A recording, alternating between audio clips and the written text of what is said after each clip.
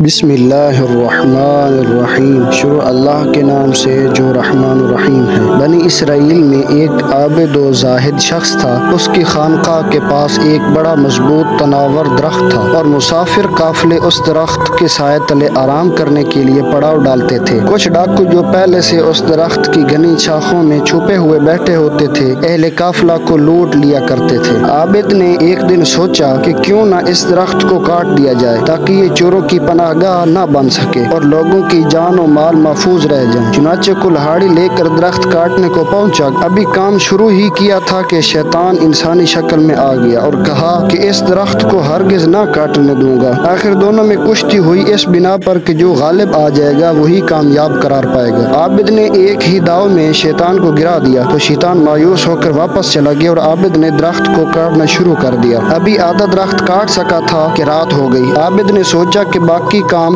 کل کر لوں گا۔ جب رات کو لیٹا تو دل میں کہنے لگا کہ اب میں قافلہ والوں سے اپنی اس محنت پر اجرت وصول کروں گا تاکہ میری زندگی بھی آسائش میں گزر سکے۔ صبح ہوئی تو پھر اس نے اپنا کام شروع کیا۔ شیطان پھر آ گیا اور درخت کاٹنے سے روکنے لگا تو پھر مقابلہ کشتی ہوا۔ اس دفعہ شیطان نے عابد کو گرا دیا اور کہا، خبردار اس درخت کو مت کاٹنا۔ آخر وجہ کیا بنی کہ اس دفعہ شیطان غالب آ گیا، کیونکہ پہلے دن عابد نے اپنا کام قربتاً اللہ انجام دیا تھا، لہذا شیطان پر غالب آ گیا تھا، اور دوسرے دن اس کی نیت میں فرق آ گیا اور لوگوں سے اجرت لینا چاہتا تھا، لہذا مغلوب ہو گیا۔ اسی وجہ سے شیطان نے اسے دوسرے دن گرا دیا۔